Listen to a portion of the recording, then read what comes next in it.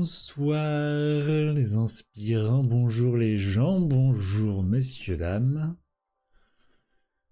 Comment allez-vous? En cette première semaine de décembre, première émission de décembre, bientôt il y aura la fin de la moustache, je ne l'ai pas encore taillé, du coup je remplacerai par le bonnet à pompons. Bonjour Jo, bonjour Danaïs, bonjour Thomas. Et bienvenue dans cette nouvelle émission Blablacar, l'émission qui vous veut du bien, l'émission où on parle, excusez-moi, où on parle de bien-être, on parle d'énergétique, on parle de développement personnel, on parle d'ésotérisme, on parle de tout ça, de sujets divers et variés, et on parle de vous. C'est une émission un peu salon, où l'objectif est de communiquer, de débattre, de déposer, de rebondir les uns les autres, etc. etc. D'ailleurs, évidemment, j'ai oublié ça et ça. Voilà, ce sera plus clair. Les commentaires sont bons. Ok. Eh bien, sachez pour moi que ça va beaucoup mieux. Puisque la semaine dernière, je n'ai pas pu faire l'émission pour cause de dos bloqué, cruralgie, lombalgie, bref. Seulement une semaine pour m'en remettre, à peine d'ailleurs, j'ai déjà repris à bosser fin lundi, bref. Et je suis bien content d'être avec vous ce soir et d'être en pleine forme, avec un chat à mes côtés qui est en train de téter. Et oui, mon chat tète. Mais il tète non pas une peluche ou autre, il tète son pouce, sa patte. Ouais. Mais c'est trop mignon. Ok. Et ben ce soir, on va parler de l'hypersensibilité, globalement. L'idée, c'était de parler des hyper au sens large, mais on va faire quelque chose de plus précis quand même. L'hypersensibilité. Et ce mode un peu Bob l'éponge, où on gonfle, et on a l'impression d'être tout lourd d'eau et de ne pas réussir à évacuer et d'être un peu oppressé.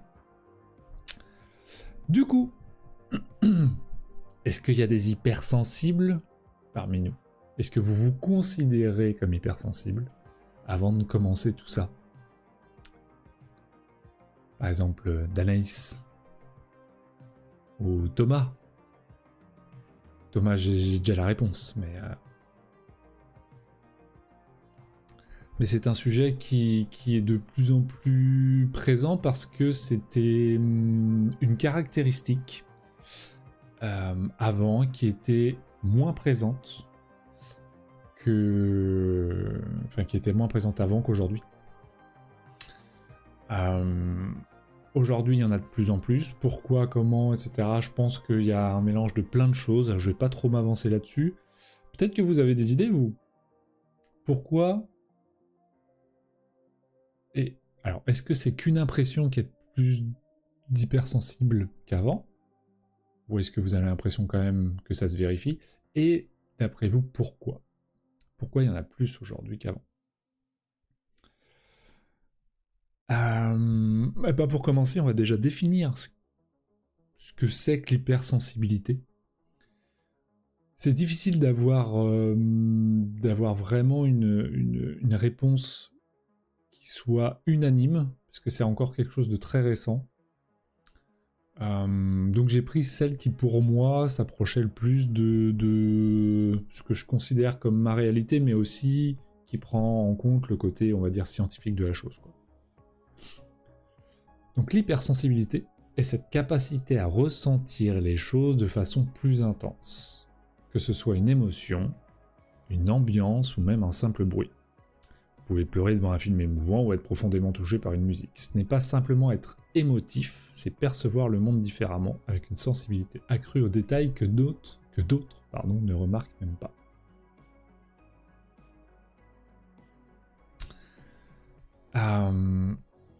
Au-delà d'être hyper,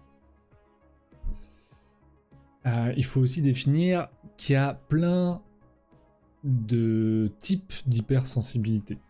Parce que on se dit hypersensible, et on parle souvent en ce moment d'hypersensibilité émotionnelle, mais il n'y a pas que ça. Donc effectivement, il y a l'hypersensibilité émotionnelle, la personne réagit fortement aux stimuli émotionnels, et là où les perceptions sont beaucoup plus présentes. On a aussi l'hypersensibilité sensorielle, et dans le sensoriel, du coup, on a le toucher, l'audition et le olfactif. Et on a aussi des hypersensibles immédiats et des hypersensibles retardés. C'est-à-dire qu'il y en a qui vont réagir sur le coup, alors qu'il y en a qui vont réagir avec un espèce de laps de temps. Comme si l'émotion n'arrive pas tout de suite à toucher la sensibilité et la vulnérabilité, mais vient popper après comme un popcorn. Voilà. Donc nous, ce qui va nous intéresser, c'est surtout l'hypersensibilité émotionnelle. Mais le sensoriel vient à la croisée des chemins dans tout ça. Parce que le sensoriel vient toucher l'émotionnel. Donc, c'est un peu lié tout ça.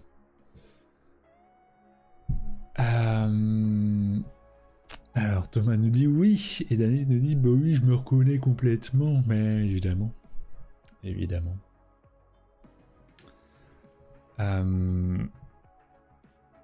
Est-ce que, à la Thomas et d'Anaïs, mais s'il y en a d'autres, n'hésitez pas, dans vos hypersensibilités, donc là je suppose d'Anaïs que tu parlais de ton hypersensibilité émotionnelle, mais est-ce que tu as l'impression aussi d'avoir de l'hypersensibilité sensorielle, donc que ce soit le toucher, l'audition ou le olfactif? Personnellement, je sais que moi je suis un hypersensible émotionnel. Est-ce que j'ai une hypersensibilité au toucher? C'est difficile à dire.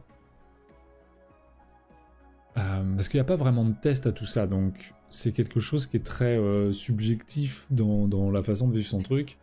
À la fois, j'ai énormément de ressenti au toucher. Par exemple, c'est grâce à mes mains que je fais du magnétisme, c'est grâce à mes mains, parfois, juste en posant mes mains sur les gens que je vais ressentir des émotions. Donc, en fait, mon toucher est un canal de communication. Est-ce que on met ça dans une hypersensibilité?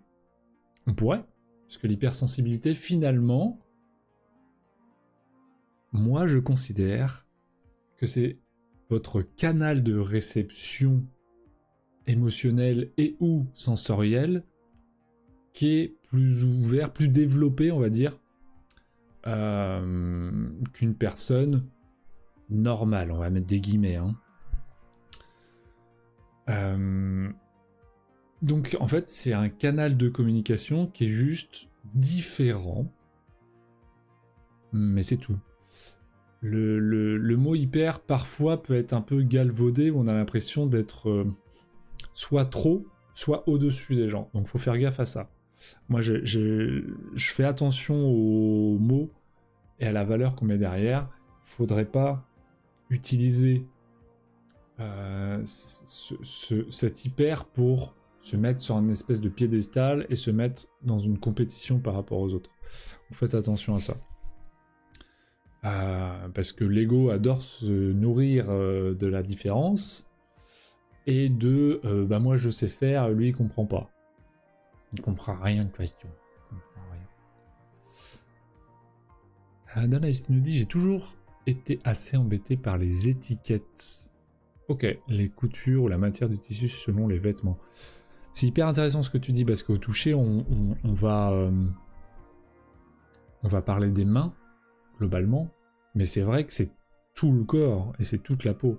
J'ai un de mes neveux qui est comme toi, qui a un espèce d'hypersensible de peau. Et les étiquettes, c'est très compliqué pour lui. Je sais pas si ça l'est encore aujourd'hui, il faudrait que je demande à ma sœur. Mais ça l'a été pendant très longtemps. Et pareil, les coutures, selon où elles étaient placées, donc il a fallu s'adapter et acheter des vêtements qui soient en adéquation avec son hypersensibilité. Il y a aussi des textures que tu détestes toucher. Alors, faut pas confondre une hypersensibilité qui va induire des émotions et une réaction physiologique ou émotionnelle avec quelque chose que t'aimes pas et que tu trouves pas agréable. C'est normal qu'il y ait des matières que tu n'aimes pas toucher. C'est normal qu'au goût, il y ait des aliments que tu n'aimes pas. C'est normal qu'il y ait des choses que tu n'aimes pas regarder. Tu vois, ça c'est juste, ça te plaît pas. Voilà, là, j'allais dire, là on est sur un espèce de goût construit sur... Il y a plein de strates au niveau des goûts, bref. Mais c'est normal qu'il y ait des matières que tu n'aimes pas et d'autres que tu préfères. Après, c'est quelles matières vont te rendre sensible ou vont déclencher un émotionnel. C'est ça qui est intéressant. Et niveau auditif, je suis vite fatigué. Genre, je pourrais jamais travailler avec des enfants, par exemple. J'adore, merci Danaïs. Parce que, il y a pas longtemps, j'ai repris un boulot à mi-temps. Donc je suis magnétiseur, masseur à mon compte, et j'ai un travail à mi-temps. Pour réussir à avoir un travail à mi-temps qui soit modulaire, etc., enfin bref, et qui puisse s'adapter un petit peu à mon plan professionnel, j'avais plusieurs choix de type d'activité, mais finalement assez restreints. Et il y en a un qui est très relayé, c'est tout ce qui est accompagnement des enfants, garde d'enfants, etc., etc. Et j'ai refusé. J'ai refusé de chercher là-dedans parce que, justement, mon hypersensibilité, autant j'adore les enfants, autant passer des journées entières avec plusieurs enfants qui ne sont pas les miens, j'en ai pas aujourd'hui, mais je sais que c'est trop énergivore pour moi. Et je voulais pouvoir garder mon énergie émotionnelle pour mon travail, mon activité en tant que magnétiseur et masseur. Voilà. Donc, ouais, je comprends tout à fait ce que tu dis. Et effectivement, moi, c'est entre autres l'ouïe, l'audition, mais pas que. Disons que toucher de la farine ou de velours, ça me fait des frissons. De la farine, ça te fait des frissons, c'est rigolo ça. Excellent. Excellent. Il y en a, ça va être de la soie ou... Ouais. Non mais c'est rigolo en tout cas de le lire. De se dire que quand tu touches de la farine, ça te fait des frissons. Ça peut être... Moi je sais que certains types d'instruments, par exemple le piano, certains morceaux de piano, je peux avoir les poils qui se dressent sur tout le corps, c'est incroyable. Vraiment, c'est... Waouh. Donc certains types de musique vont me faire un effet physiologique et émotionnel parce que je peux pleurer en fait.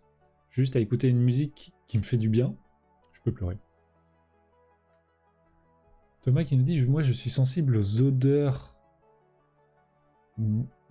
nature, parfum, et manque d'hygiène sur certaines peaux. Ok, donc tu es sensible à l'odeur de la nature, aux odeurs de parfum, et aux odeurs de manque d'hygiène que tu peux sentir sur d'autres personnes, c'est ça, Thomas? Eh ben, je suis comme toi. Je suis comme toi. Après, le manque d'hygiène, je pense que c'est surtout une espèce d'odeur corporelle qui nous plaît ou nous plaît pas. Parfois, par contre, effectivement, ça va nous mettre réellement mal à l'aise et ça peut créer des réactions physiologiques qui soient assez violentes. Moi, le parfum est un problème. J'en parlais avec une amie il y a pas longtemps. Je suis allé en ville pour aller voir un concert de jazz avec elle. Et je ne vais plus beaucoup en ville, j'habite à côté de Nantes. Donc quand je vais à Nantes, c'est assez rare. Bonsoir Jean-Philippe. Et bah aujourd'hui, ça me pose vraiment problème parce que quand je me promène dans Nantes, les odeurs, rien que de croiser les gens et les odeurs de parfum, me font mal à la tête. Et vraiment, c'est hyper dérangeant pour moi. Donc c'est compliqué juste de me promener en ville aujourd'hui. Ouais, c'est pas pratique. Alors ça va dépendre aussi, je suppose, du temps, s'il y a du vent, s'il y a plein de choses, voilà, mais ouais, les parfums sont compliqués. Par exemple, dans un train, si je suis à côté de quelqu'un qui a un parfum que je supporte pas, bah, je vais changer de place. Réellement, je peux pas rester à côté. Et ça me faisait pas ça autant avant. C'est quelque chose qui s'est développé, moi, au fil du temps. Comme pleurer devant un film, quand j'avais 20 ans, je pleurais pas devant un film. Maintenant, je peux pleurer devant un film. Ou une musique, on en parlait tout à l'heure. Donc voilà, il y a tout ça.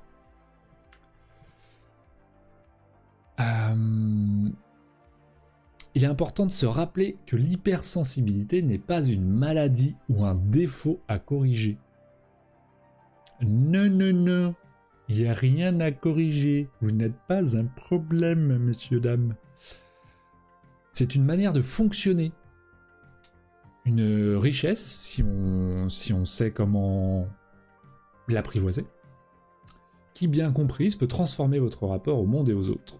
Vous n'êtes pas trop sensible ou difficile, vous êtes simplement unique dans votre façon dont vous percevez et ressentez la vie. Oui, mon chat.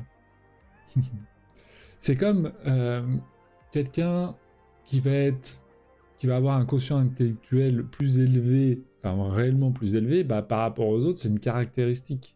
Est-ce que c'est un problème en soi? Bah non, ça peut poser problème justement en relation sociale, puisque son quotient intellectuel peut créer des relations qui soient un peu bizarres. Et pourtant, il n'y a pas de problème en soi, c'est juste une caractéristique. Donc prenez ça vraiment comme une caractéristique.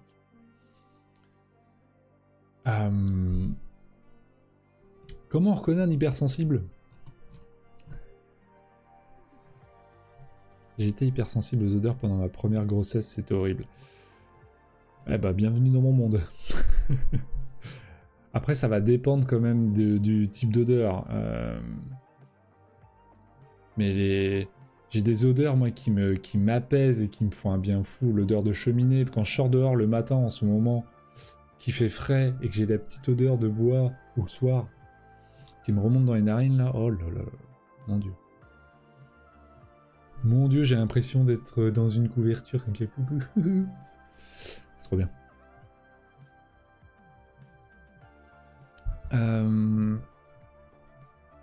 Ok.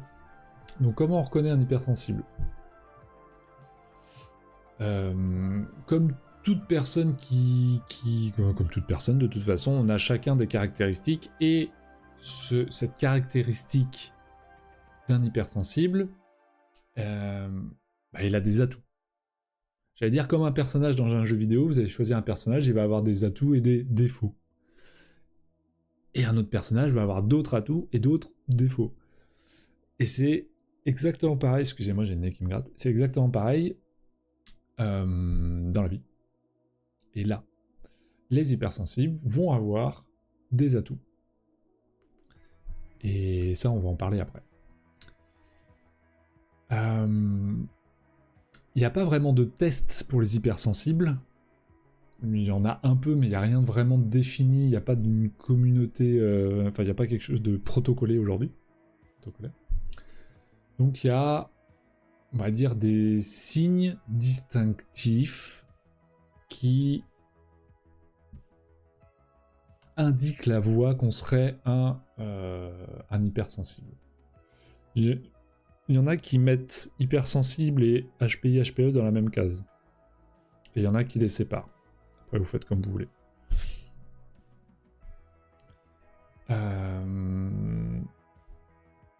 Donc, un hypersensible. Enfin, les hypersensibles ont l'impression d'être perméables et de vivre sans filtre protecteur aux agressions extérieures. Alors ça, c'est vrai, et à la fois, ça ne l'est... Alors, ça le laisse en l'être. C'est-à-dire que oui, il y a une réaction et quelque chose de plus fort et de plus sensible, mais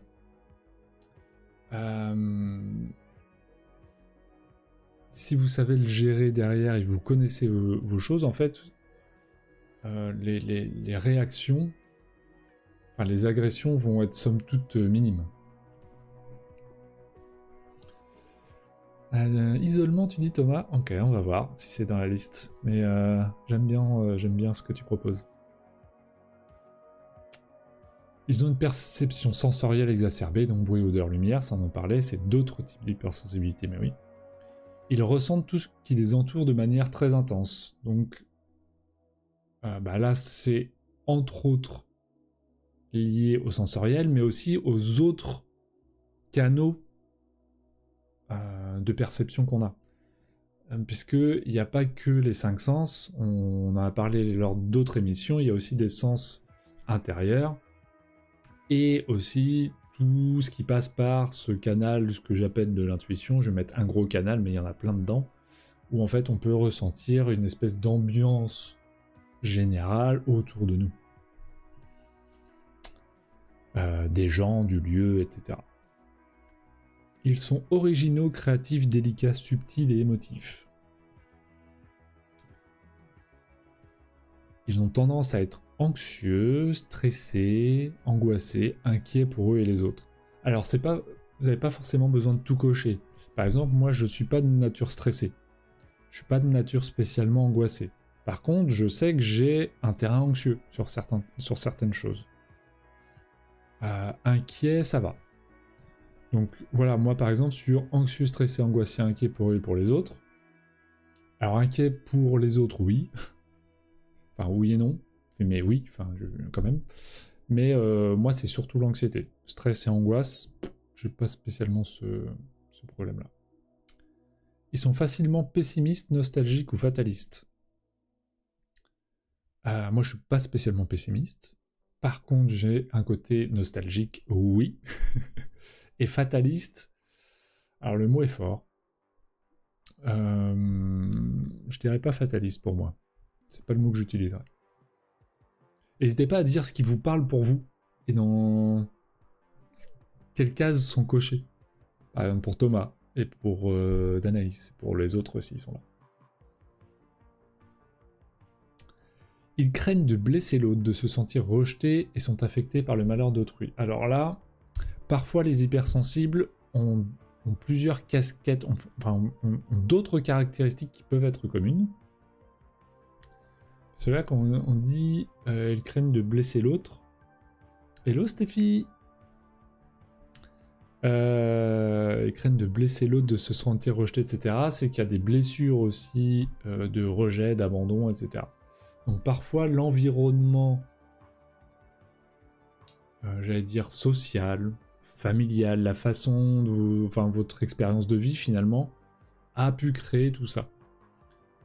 Parfois les blessures, rejet, abandon, manque d'amour, tout ça va créer un terrain favorable. En tout cas c'est des hypothèses qui sont menées pour les hypersensibles.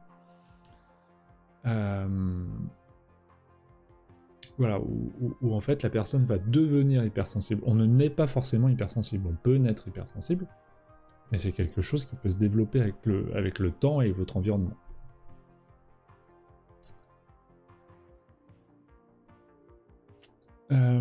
Ils sont esthètes, dans le sens du détail, sont perfectionnistes et exigeants. Manque de confiance en soi. Manque de confiance en soi. Les hypersensibles.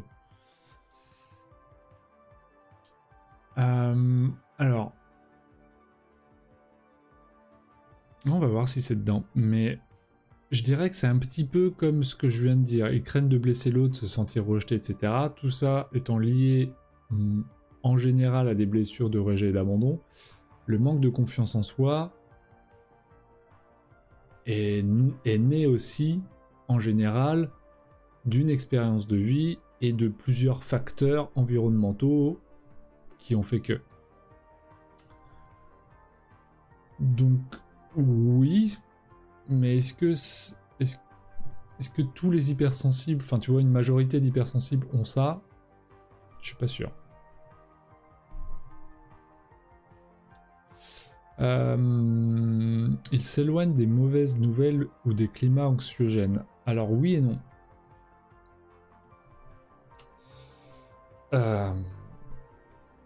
Ça c'est pareil. Moi j'ai vu un paquet d'hypersensibles qui, sans s'en rendre compte, en fait, c'est complètement inconscient, mais alimentent eux-mêmes leur propre climat anxiogène, s'éloignent de certaines choses, par exemple les infos, etc. Ouais, ok. Mais à la fois créent des situations de leur propre climat anxiogène. Ils ressentent le besoin de se mettre dans leur bulle pour s'introspecter de façon approfondie. Donc oui, tu parlais d'isolement tout à l'heure, Thomas. Oui, c'est vrai que les hypersensibles, en tout cas, ont besoin de moments d'isolement, de moments seuls, de recharge, de calme, de silence, d'introspection, de méditation. En tout cas, voilà, des moments à eux. Ça, c'est clair. Eh ben non, mon chat, je suis en live. Et quand je suis en live, bah, je peux pas te faire sortir. Hein. Ah ouais.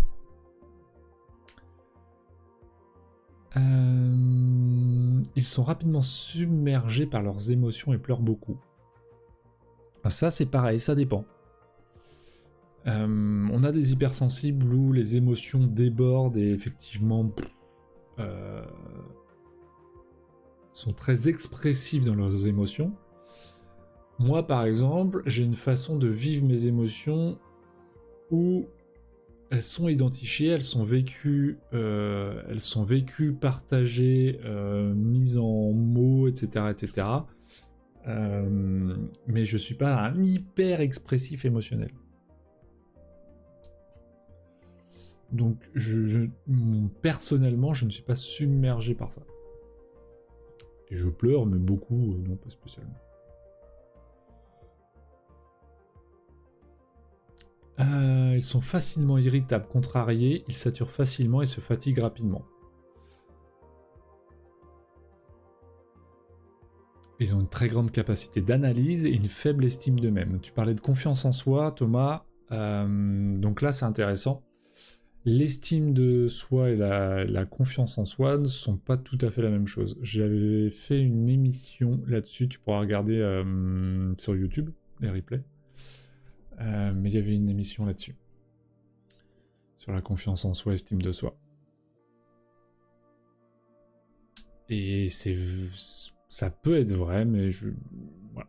Encore une fois, c'est des éléments. On n'a pas besoin de tout cocher pour être hypersensible. Et moi, j'en coche certaines, mais vous d'autres. Et effectivement, certains d'entre vous vont avoir une faible estime d'eux-mêmes ou une faible confiance en soi, avec du stress et de l'angoisse que moi j'ai pas, et ils sont tout à fait hypersensibles également. L'histoire du camembert concernant la zone de confort. Ouais, j'en parlerai après Thomas. Ouais, ok. Jean-Philippe, tu nous dis, Adrien, tu as une hypersensibilité intériorisée que tu sais nommer. Oui. Oui, elle est plutôt intériorisée. En fait, j'ai une façon... Comment je vais dire ça ? Par exemple, la colère, c'est l'exemple le plus flagrant que j'ai, c'est pour ça que je prends celle-là. Mais la colère, pour moi, est une expression d'une limite dépassée. Mes limites. Une de mes limites à moi. Et du coup, bah, ça veut dire que j'ai déjà été trop loin et que j'ai pas su dire stop avant ou mettre une limite ou m'en aller, enfin bref, prendre une décision avant de rentrer dans une colère. Et c'est hors de question, que ma colère se déverse sur l'autre, parce que je sais que ça n'a aucun intérêt. Donc, je vais la sentir, je sais qu'elle est là, je vais la, comme tu dis, la nommer, dire tout ce qui se passe derrière cette colère à la personne concernée, ou selon la situation, enfin bref, voilà. Et après, si j'ai besoin, si j'en ressens le besoin, je vais prendre un oreiller, je vais aller sur mon lit et je vais défoncer l'oreiller, quoi. Voilà. Et c'est au besoin, ça va être au cas par cas. Et parfois, pleurer, c'est un peu pareil. Parfois, ça va être sur le moment et c'est très spontané, j'ai aucun problème avec ça. Parfois, ça se passe à retardement. Mais ouais. Et j'ai une façon...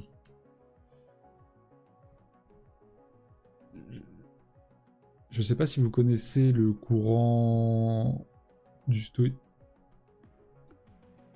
Oh!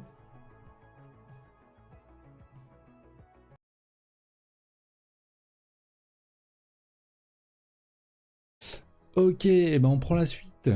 On prend la suite. Donc on en était à décrire comment reconnaître un hypersensible. Hello Demi. Je vais bien, merci Demi Ram. C'est cool de passer. C'est cool. À part que j'ai mon OBS qui a planté, du coup j'étais obligé de tout relancer et que bah tous les gens qui regardaient en direct, bah il faut qu'ils se reconnectent, hein. Ah ouais. Et voilà. Sinon ça se passe très bien, mon dos va bien, je vais bien, et voilà. Plein de belles ondes, oh oui. On ondule, on ondule. On t'avait perdu, dit Danaïs. Bah oui, je sais. Mais c'est mon logiciel de stream qui a complètement planté, donc j'ai dû tout couper, tout relancer. Voilà, je m'excuse. Rome qui nous dit tu manques sur le serve comme... Alors quand Rome dit ça, pour ceux qui ne savent pas de quoi il parle, c'est parce que je suis un geek aussi et je joue. Et voilà. Et donc c'est deux personnes avec qui je joue. Et apparemment ma présence, mon absence plutôt, se fait ressentir. Ok. Alors... Jean-Philippe, ton ordinateur hypersensible. Bah, franchement, je fais des lives depuis... je crois que j'ai recommencé en juin, en mai ou en juin. C'est la première fois que le logiciel plante en live. Alors j'avais une fois un problème avec Instagram, mais c'était Instagram le problème. Là, c'est la première fois que le logiciel plante. Bon, écoutez, c'est des choses qui arrivent. Mais effectivement, peut-être qu'aujourd'hui, il y a un signe. Ok, donc la suite, on était sur la fin de comment reconnaître un hypersensible. Et il me restait une phrase. Les hypersensibles peuvent se sentir en décalage avec les autres et passent beaucoup de temps à réfléchir, penser, ruminer, s'introspecter, etc., etc. Ça va avec le fait de s'isoler, avec le besoin de se comprendre, avec l'espèce de curiosité aussi du monde dans lequel on vit, de ce que on a envie de vivre, comment, et il y a une espèce d'importance accrue de comment vivre la vie avec justement son hypersensibilité, avec du sens. Voilà. Et donc les hypersensibles ont des forces. On parlait tout à l'heure de force et comme chaque type de personne. Voilà, vous connaissez peut-être les profils MBTI. Il y en a plein d'autres. Mais chaque profil, même si j'aime pas trop les cases, mais on essaie de créer des grandes familles quand même, vont avoir des forces et des faiblesses. Et donc pour les hypersensibles, en général, leur force, c'est la créativité et l'intuition. Est-ce que ça vous étonne? L'empathie naturelle, l'adaptabilité et la vision globale. C'est-à-dire que en général, les hypersensibles sont capables de prendre du recul sur les choses et de voir un environnement, une situation de façon globale. En général, pour ceux qui ne comprennent pas encore leur hypersensibilité, c'est compliqué au début ça. Comme la créativité d'ailleurs, qui peut être un peu compliquée aussi au début. Et on a des... Alors c'est pas des défauts, mais comment dire? des côtés sensibles sur lesquels il faut se prémunir. On a parlé tout à l'heure des hypersensibles sensoriels, donc il y a l'hyperstimulation, donc ça faut faire attention. Parce que c'est très énergivore et ça peut créer des problèmes émotionnels par la suite. Des problèmes relationnels, c'est-à-dire que ça peut être compliqué d'établir des vraies amitiés, des canaux de communication sains avec les autres. Réguler ses émotions, ça c'est un travail, ça s'apprend.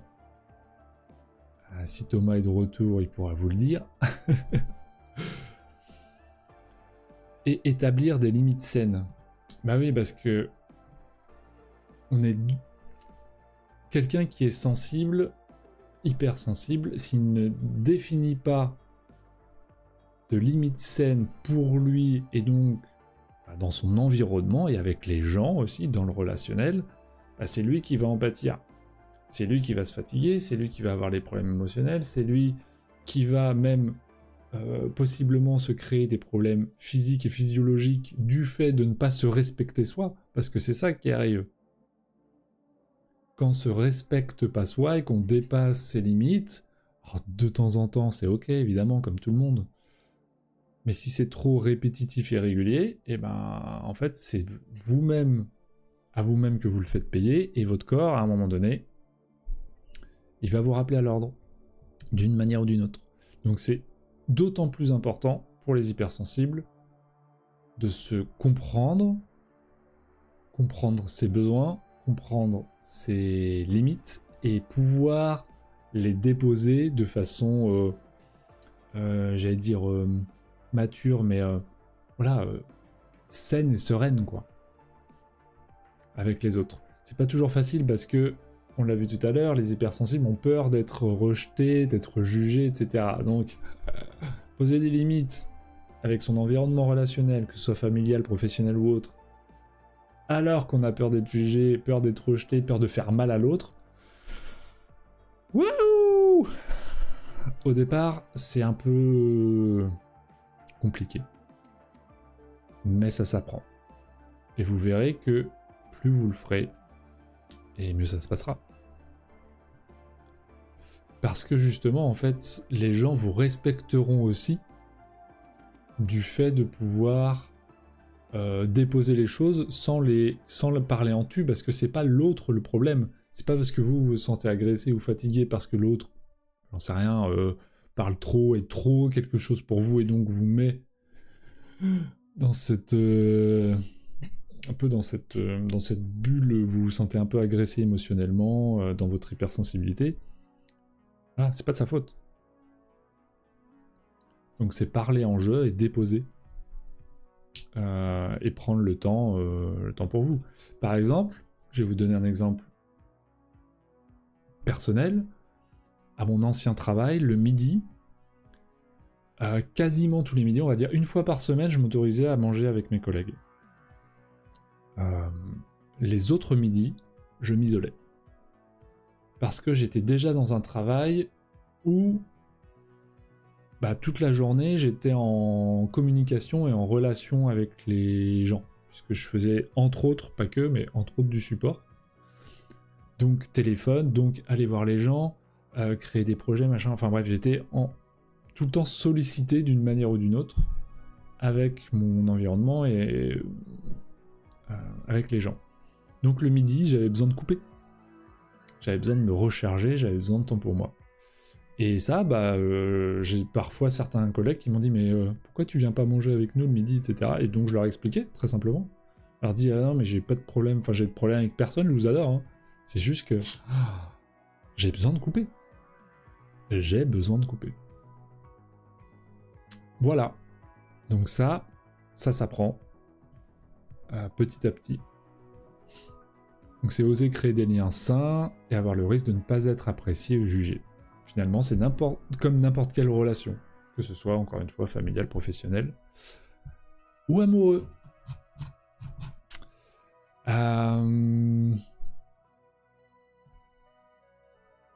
Tout à l'heure, Thomas nous parlait du camembert. Le camembert. C'est un exemple, je pense que j'ai déjà pris en live, et que je prends aussi parfois avec les personnes que je reçois en consultation, on va partir du principe que une personne dite normale, vous prenez un demi-camembert, ok, va avoir une partie confiance ouverte et une partie protection, attention, etc. Une personne hypersensible ou une personne qui a vécu des traumas à répétition, c'est un peu le même schéma. Parce qu'il est hypersensible, va se sentir agressé. Et donc, pour éviter de se sentir trop agressé, va se dire « Ok, il faut que je me blinde, il faut que j'augmente ma capacité de protection. » Donc, on va fermer l'ouverture et augmenter la surface de protection. Et ça, c'est une fausse bonne idée. Parce qu'en fait, vous allez créer exactement l'inverse de ce que vous voulez. À force de fermer votre ouverture, vous allez augmenter la surface de protection. Donc, si vous augmentez la surface de protection, vous allez vous sentir encore plus agressé. Donc, c'est un cercle vicieux. Ça ne veut pas dire qu'il faut complètement vous ouvrir, non, parce que là, vous risquez de vous faire du mal et d'être, de vous fatiguer, d'être exploité, etc. C'est toujours une question de nuance et d'équilibre. Mais ce n'est pas en vous fermant ou en vous protégeant que vous allez réduire votre sensibilité et ce phénomène où vous vous sentez agressé. Et c'est là où on en arrive à l'éponge. Spontex. Spontex. Eh oui, le petit hérisson. Non, toi tu es un chat, tu n'es pas un hérisson, Rio. Eh, c'est bientôt fini, c'est bientôt fini. Tu me laisses finir mon live? Bah oui. Il y a énormément de gens aujourd'hui qui se disent éponge. Pour moi, dans ma vision, quand quelqu'un me dit ça, je vois cette personne réellement comme une éponge, et si on regarde ce qu'est une éponge, c'est qu'elle avale l'eau et la conserve. C'est-à-dire qu'il n'y a pas de mouvement, il n'y a pas une entrée, une sortie, une éponge, ça vient absorber, et on reste plein comme ça. Il est là le problème. Le problème, c'est pas d'être hypersensible et de ressentir les choses, c'est de ne pas laisser la continuité, le mouvement de ce qui se passe en vous, et de vous laisser vous traverser par ce qui se passe, en établissant encore une fois une liste de vos besoins et d'établir des limites saines. À partir de là, ce qui vous arrivera, et ben vous saurez identifier ce qui se passe en vous et de se dire ok, et ben c'est là, est-ce que je peux rester dans cet environnement, est-ce que j'ai besoin de m'en aller, est-ce que j'ai besoin de l'exprimer, etc., etc. À ce moment-là, vous ne serez plus une éponge, mais vous serez, j'allais dire, un siphon. C'est-à-dire que ça passe en vous, mais ça ressort derrière, ça circule. Le problème des éponges, c'est ça, c'est qu'il y a une espèce de méconnaissance de soi et de réaction quant à la façon de procéder. Donc, être une éponge, c'est un hypersensible, quelque part, qui, j'allais dire, qui ne sait pas encore se gérer. Voilà, je vais grossir un peu ça comme ça. Et moi, je vois ça comme ça. Donc c'est ok, en fait, ça fait partie de vous, c'est de votre caractéristique. Vous n'allez pas gommer votre hypersensibilité, ça fait partie de vous. C'est comment on vit avec et comment on fait circuler le flux au lieu de juste l'absorber et en fait de le subir. Parce que c'est ça, finalement. L'éponge subit. Voilà, messieurs, dames. Voilà Audrey, Jean-Philippe, Denaïs, Thomas et consorts. Je ne sais pas qui sont encore là. Hello, c'est Stéphanie. Je sais pas si t'es encore là, Stéphanie, mais hello. Excuse-moi, j'ai complètement loupé ton hello de tout à l'heure, c'est quand j'ai relancé le live. T'adores cette image du camembert, Danaïs? Ouais. Ouais. Bah, c'est quelque chose qui m'est venu spontanément, ça, tu vois, il y a quelques années déjà. Je crois que je l'ai d'ailleurs, je l'ai imagé. Parce que j'ai un espèce de classeur où parfois quand j'ai des idées et que je peux les imager, je les dessine. Est-ce que ça vous a aidé? Comment vous vous sentez par rapport justement à l'hypersensibilité, à là où vous en êtes? Est-ce que maintenant vous voyez ça toujours comme une espèce de fardeau ou c'est plutôt c'est plus léger? Est-ce que vous avez appris des choses? Comment vous vous sentez? Avant qu'on passe au petit tirage, puisqu'on arrive en fin d'émission. Et qui dit fin d'émission, dit petit tirage du petit oracle des messages de vos guides, Stéphane Frédéric. Eh oui.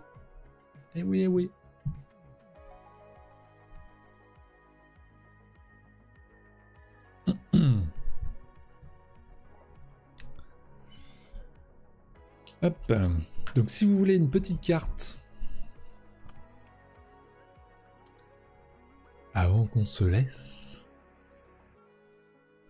eh ben dites, je sais pas ce que vous voulez. Le mot magique, votre mot magique du jour. Je vous laisse à votre créativité, messieurs, mesdames, les hypersensibles. Danis nous dit, je m'étais déjà beaucoup penché sur le sujet, mais il y a toujours un côté rassurant à trouver des gens qui cochent les mêmes cases. Ouais, oui, il y a aussi ça, parce que c'est vrai que les hypersensibles, alors aujourd'hui de moins en moins, mais on a parfois tendance à se sentir seul. Parce que vu qu'on vit dans un espèce de décalage par rapport à une certaine majorité, parfois on se sent différent. Et moi, c'est depuis que je suis petit sur certaines choses, oui. Je me suis toujours senti en décalage par rapport à mes camarades sur certains trucs. Donc, ouais. C'est vrai que rencontrer des gens qui nous ressemblent d'une certaine manière, ça fait toujours du bien. C'est vrai. D'où l'importance de communiquer. Jean-Philippe, hypersensibilité, des mots justes ont été évoqués. Content si ça t'a parlé, si ça a été juste pour toi. Et pour creuser le sujet, lisez Fort comme un hypersensible de Maurice Barthélemy et Charlotte Wills. Maurice Barthélemy, c'est pas un acteur? Maurice Barthélemy, Charlotte Wills, je connais pas. Ok. Bah pour ceux qui veulent, donc Danaïs parle d'un livre qui s'appelle Fort comme un hypersensible, donc je répète, de Maurice Barthélemy et Charlotte Wills. Donc notez si ça vous intéresse. Moi, je le connais pas ce bouquin. Je crois qu'il y a Fabrice Midal aussi qui parle des hypersensibles.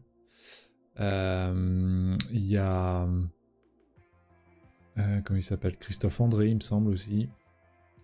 Ouais, comme ça, j'en ai pas d'autres. Oui, un membre des Robins des Bois, c'est ça, ok. On est d'accord, Maurice Barthélemy, membre des Robins des Bois. Je pensais à lui. C'est bien ça. Ok, qui veut une carte? Mot magique. Thomas, oui, est ton mot magique pour la carte, c'est ça? Danaïs, Jean-Philippe, est-ce qu'il y en a d'autres également qui veulent une carte?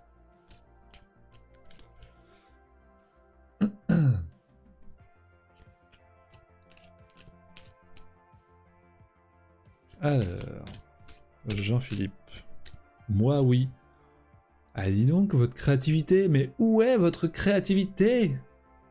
Messieurs, mesdames, les hypersensibles. Sortez-moi un mot qui sort du chapeau, de votre ciboulot, de votre caboche. De premier qui vient, tartiflette. Pourtant, j'aime pas le fromage. et partante pour la petite carte. Mot magique, Esperluette. Je sais même pas ce que c'est. Esperluette, enfin je l'ai déjà entendu, mais oh, je connais pas. Ok, donc Thomas, puis Jean-Philippe, puis Danaïs. Hop, hop, hop, hop.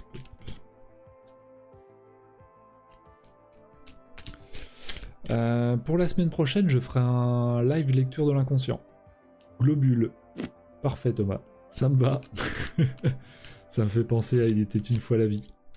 La vie, la vie, la vie, la vie. Oh, pardon. Ok, donc Thomas. Donc ouais, je ferai une émission tirage de cartes et lecture de l'inconscient. Donc, si vous avez des problématiques... J'ai une carte. Si vous avez des problématiques physiques et ou psychologiques ou situationnelles dans votre vie, des choses récurrentes, des schémas récurrents ou autres, et que vous voulez des informations sur ce qui se passe derrière, des petits éléments clés. Ça peut être l'origine, ça peut être ce qui se joue derrière, enfin bref. Et ben, n'hésitez pas à venir et à poser votre situation, votre question, ou votre problème physique, et je viendrai faire lecture ou tirage de cartes par rapport à ça. Ok, alors Thomas, l'élévation de l'âme. La spiritualité est une des voies pour atteindre la sagesse. Pour une heure ou pour une journée, rejetez loin de vous ces soucis du quotidien qui vous empêchent de vous concentrer sur l'essentiel. Prenez le temps de méditer et connectez-vous au plan supérieur. Vos guides s'adresseront à vous, ils vous prodigueront des conseils et vous communiqueront une énergie bienfaisante qui vous aidera à trouver la voie de la sagesse. C'est assez en lien avec... parce que Thomas, c'est une personne que je vois en consultation. On s'est vu hier, et je trouve que c'est assez en lien avec ce qu'il vit et traverse en ce moment. Une esperluette, c'est le nom de ce joli caractère. D'accord. Ok. Très bien, merci Danaïs. Alors, Jean-Philippe maintenant.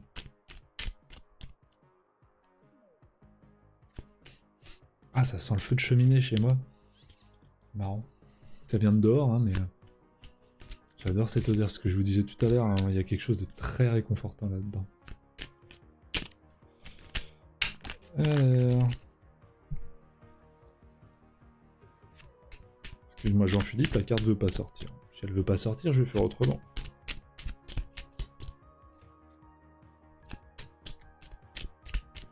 Ok, on va faire autrement. Hop.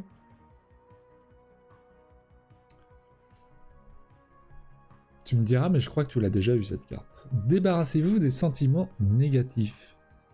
Chassez loin de vous toute rancœur. Elle ne peut que troubler votre jugement et vous pousser à des prises de décision hâtives, voire défavorables à votre cause. Laissez-vous le temps de la réflexion. Prenez du recul et pardonnez à ceux qui vous ont blessé. Peu à peu, la situation s'éclaircira et vous le verrez sous un nouvel angle. Dans la situation actuelle, la sagesse est de mise. Elle vous permettra de retrouver calme et sérénité. Ainsi, vous serez pleinement en mesure de prendre les décisions qui s'imposent.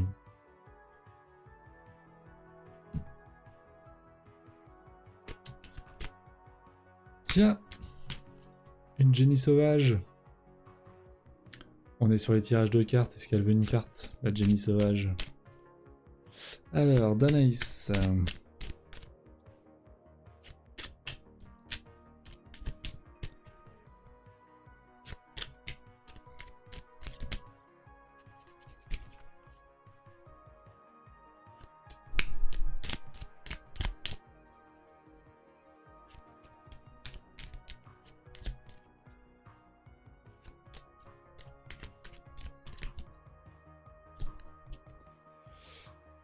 Eh ben écoute, tu as la même carte que Thomas. L'élévation de l'âme. Donc je te la répète pour toi, Danaïs. La spiritualité est une des voies pour atteindre la sagesse. Pour une heure ou pour une journée, rejetez loin de vous ces soucis du quotidien qui vous empêchent de vous concentrer sur l'essentiel. Prenez le temps de méditer et connectez-vous au plan supérieur. Vos guides s'adresseront à vous et vous prodigueront des conseils et vous communiqueront une énergie bienfaisante qui vous aidera à trouver la voie de la sagesse. Voilà, nice. Et ben on va finir par moi. Allez, une petite carte pour Bibi, et puis après je vais vous laisser tranquille.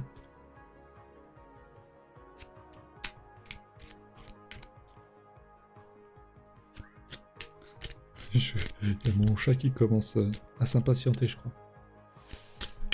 Ok, allons-y. Alors, qu'est-ce que ça dit pour moi? Merci, ça colle bien à cette période pour moi. Période magique de Noël. Et je trouve que ça va assez bien aussi avec le thème de ce soir, avec le fait d'apprendre à se connaître et à poser des limites. Prendre du temps pour soi et communiquer autrement avec le monde.